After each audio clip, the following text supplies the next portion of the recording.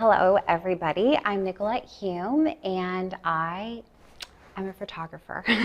I wouldn't say that I am someone that had these, grandiose ideas of doing this from a young age, or that I wanted to be like in National Geographic or anything like that.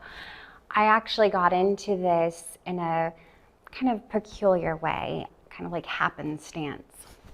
So my background, I am a Native American woman. I am from the Tomoke tribe of Western Shoshone, located in northern Nevada. And we have about 5 different sites that range in these very isolated areas. And after a divorce, I was in my mid-20s with a little boy who was 4, and it was just a horrible time. And I essentially was deserted. And so I was living in the middle of nowhere, Kansas, and I was in a situation where I had to go back home. And for me, that was just really awful. So I had to go back to the desert, in the desert of my life. And it was really, sometimes when those circumstances happen, really amazing things can happen. And so as I was back on the reservation, I was thinking, what in the world? I'm here. I just feel so depressed, because the thing is that people always associate Native culture with powwows and kind of like the pageantry that we see, or the fantasy that we see, but that wasn't what I knew. Fortunately, I grew up in an environment that was counter to that. And so being in that environment at a very vulnerable time in my life as a single mother, I just felt like I'm either going to drown or I'm going to take ownership of my life and not feel like a victim, but become a survivor. And so with that, I wanted to find the beauty that everybody talks about, but I never really was able to see. And so I had this camera that I had gotten, and it was just one of those like power shot Canons that you can get at Walmart. But I had it, and I just started going around taking pictures, because where we were living, my son and I, we had wild horses in our front yard, and there, being in the desert, there is a different kind of beauty. It's I don't know how to explain it, maybe because my people are of the land, but there is this essence of my soul that resides there, that no matter how far I run, no matter where I go, there is still this piece of me there. And so with that, I just started taking these pictures, because at that time I was also a social worker for my tribe, and that lent itself to seeing things, confronting things, being triggered by things that I had experienced in my life, in my childhood, in my current situation that was just really hard. And so it was very much a cathartic release. Also too, the reality is that I am going to be the last person in my family lineage to have lived on a reservation. And because of that, I really also wanted to create some of these photos that showed this place in which my people come from, and I wanted to preserve that for my children. And so some of the things that you'll notice in some of the pictures here is there are those that have been taken on my reservation, but then there's also some pictures that have been taken in famous places such as Yellowstone. But the thing that I want to emphasize is it's not so much that it's at this national park and it's preserved beauty, but it's also a part of the historic lands of the Shoshone people. And also notice too that in some of the pictures, I like to kind of do like a tin type effect to kind of show some of that, old, place and time, maybe this imagined idea of what it was like before everybody was there. And then you see, pictures of people there that, you know, aren't originally from there. So I also wanted to showcase that too in this collection. And you'll see a lot of wild horses. Some of the horses are also those that a lot of my family members are in Indian rodeos, and so some of them are usually wild mustangs that have been broken by them and are used within the rodeo setting. But then there's a lot of buffalo because I just love them, or bison, but I like saying buffalo. But you will see a lot of them because I just feel like there is this essence to them, this wildness that can never be tamed, and even that of a horse, no matter how far we come. A wild Mustang is the epitome of the Wild West. And so that is something that I have always held a lot of reverence for.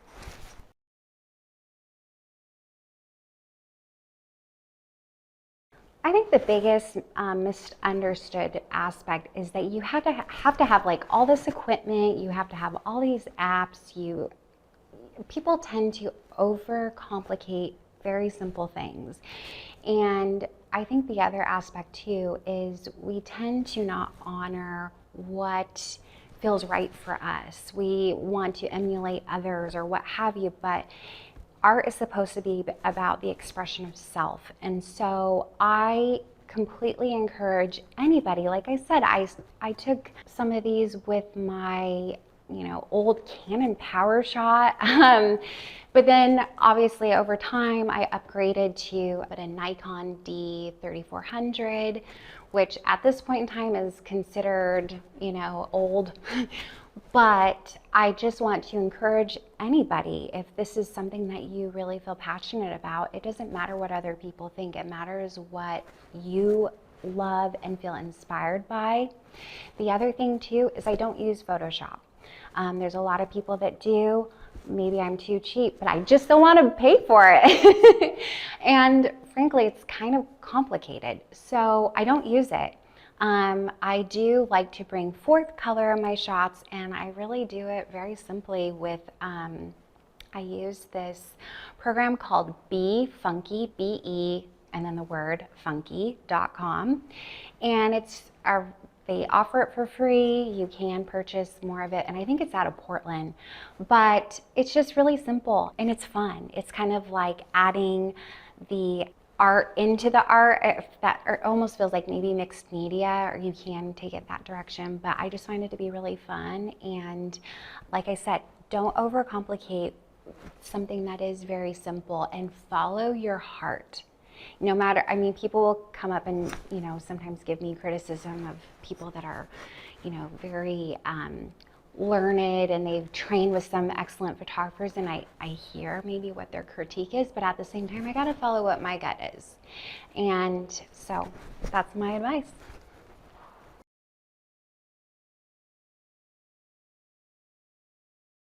So I would say my grandmother on my father's side, she was an oil painter, and as a really young girl, she just always encouraged my, love of art and taught me to paint, and I kind of went about art in that direction, whether it be using acrylics or watercolors or drawing, because I wanted to be a fashion designer, and that just didn't pan out. But in terms of showcasing my art, it's kind of an unusual circumstance because I went from being a social worker on my tribal land to working at the city of Lake Oswego at the community center, where I do programming. And one of our programs is respite care, and it's for people who have mild to moderate cognitive impairment. And one of the participants, he was a photographer, a very well-known photographer, and we just really hit it off. And I think part of it is maybe he thought I was an old girlfriend, but I didn't care. I just went with it. But one of the ways that we connected, or I thought about connecting with him, was to show him some of my pictures that I had saved on a file, on my phone. And again, I had not shown them to anyone outside of my family. And so I showed it to him, and he goes, "Oh, you have got to show the world." And I was like, "Really?" And he was like, "Yes."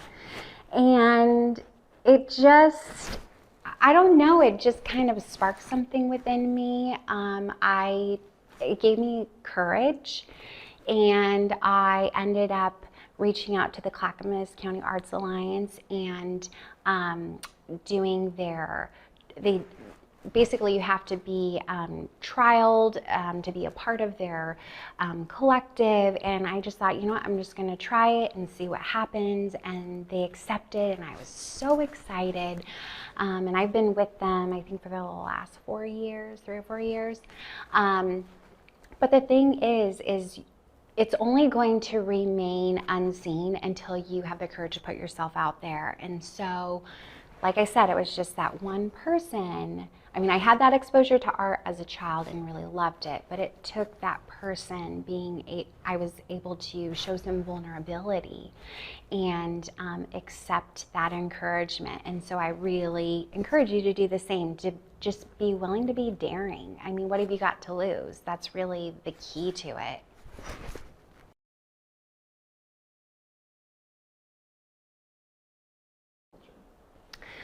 Well, first of all, art is important because everybody has a desire for beauty. You know, we all have this longing to see beauty, whether it's in a person or a flower or just not even just with our eyes, but with our heart and all of our senses. And so I think that, cultivating that is so important in any shape or form. It doesn't have to be like this. It could be in any capacity, even kindness. But then the other thing as well is we're at a time in society where, there's a lot of tribalism, but there is. And I look at this as my way of sharing my culture with the world. Now, is this how other natives may feel it is appropriate? I don't know. And frankly, it doesn't matter because this is who I am and this is how I connect with others. This is how I build a bridge.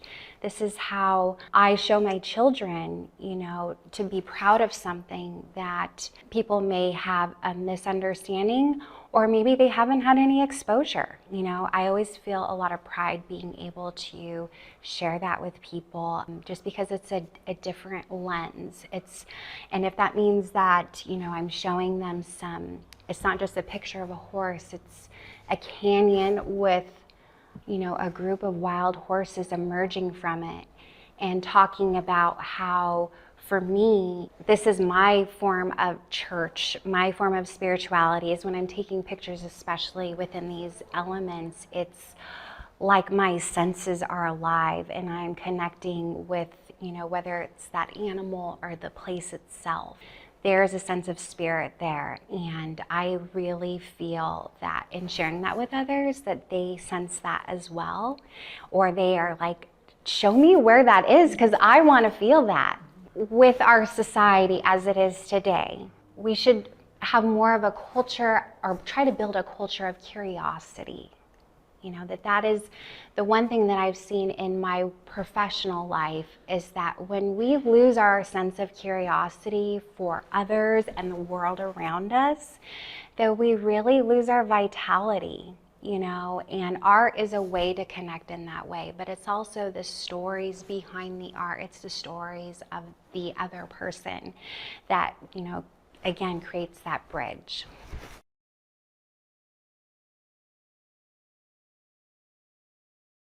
I want to thank the City of Westland Library for displaying my work. I really appreciate it. I know that there's a lot of people here who want to display their work, so I'm just so appreciative. I also want to thank the Clackamas County Arts Alliance for being a huge supporter of myself and others who are just wanting to share our art and stories with the world. And then I absolutely, most importantly, want to give a shout out and say thank you to my hubby, Craig Hume, for always being there to support me in this journey. He helped me set up all of this stuff, but also he is my driver in all these obscure places. I have taken this city boy to the most outlandish, isolated places you can imagine, and he's just always been there right beside me, including stopping the car on a moment's notice so I can take a shot. So I definitely want to say thank you to him too.